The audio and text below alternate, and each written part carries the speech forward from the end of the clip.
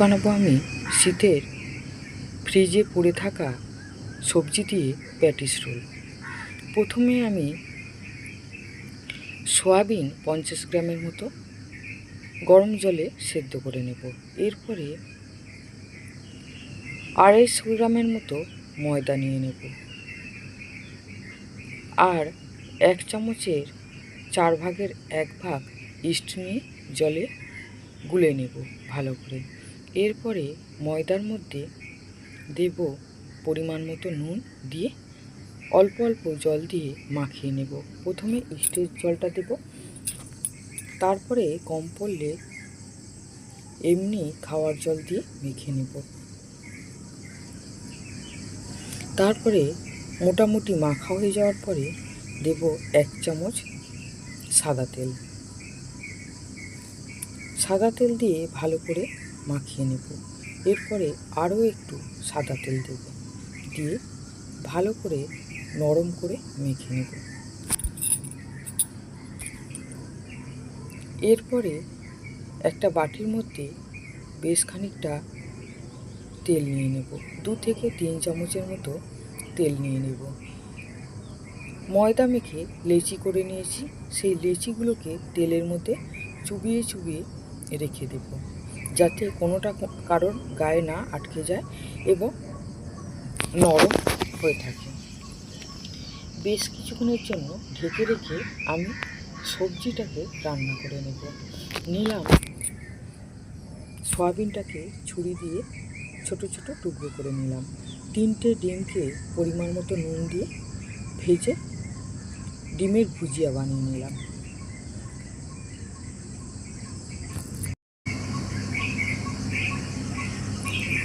ওই কড়ার মধ্যে আরেকটু সাদা তেল দিয়ে দেব 1/2 চামচ গোটা জিরের ফোড়ন, একটা বড় সাইজের পেঁয়াজ কুচি দিয়ে নেড়ে নিয়ে দেব আদা রসুন গ্রেট করা আর কাঁচা লঙ্কা কুচি।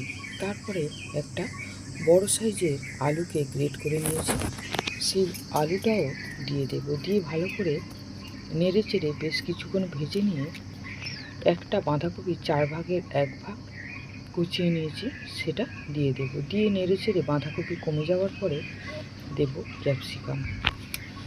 একটা গোটা ক্যাপসিকাম কেটে নিয়েছি, সেই ক্যাপসিকাম দিয়ে দেব।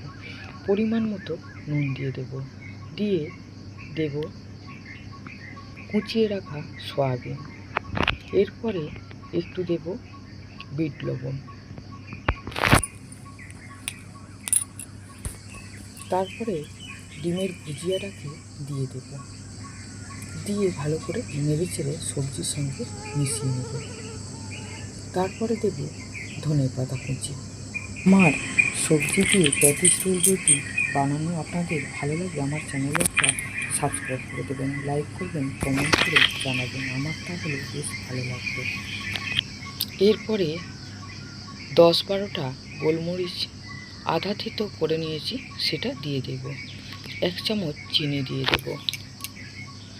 আমি এতে কসুরি মেথি দিয়েছি, স্কিপ হয়ে গেছে তাই দেখাতে পারলাম না। এরপরে লেচিগুলোকে যে আমি ঢেকে রেখে দিয়েছিলাম তেল দিয়ে, সেটাকে আমি হাত দিয়ে এরকম পাতলা করে নেব স্ল্যাবের মধ্যে রেখে। তারপরে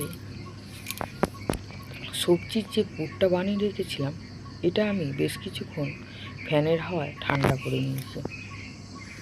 তারপরে ঠিক এইভাবে মিডিলে আমি সবজির পুরটা দিয়ে দুপাশ দিয়ে মুড়ে উপর দিকে তুলে দিয়ে তারপরে আবার 2 ধার থেকে তুলে নিয়ে রোল করে নিলাম। এইভাবে সব কটা রোল বানিয়ে নেব।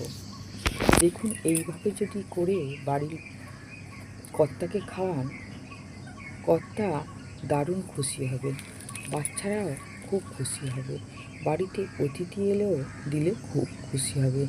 এই যে শীতের শেষে আমাদের এই সবজিগুলো খেতে খুব অরুচি লাগে। বাঁধাকপি ফুলকপি যখন ওঠে তখন তো খুব খাই, আর যখন শেষের সময় তখন যেন খেতেই ইচ্ছা করে না, একঘেয়ে হয়ে যায়।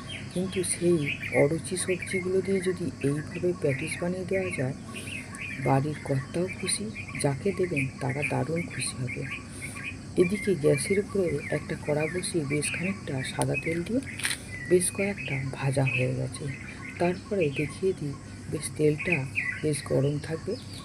এমন সময় এই প্যাটিস রোলগুলোকে দিয়ে দেবেন, দিয়ে উল্টে পাল্টে গ্যাস কম দিয়ে ভেজে নেবেন। প্রথমে তেলটাকে ভালো করে গরম করে নিয়ে কিছুক্ষণ গরম তেলে রেখে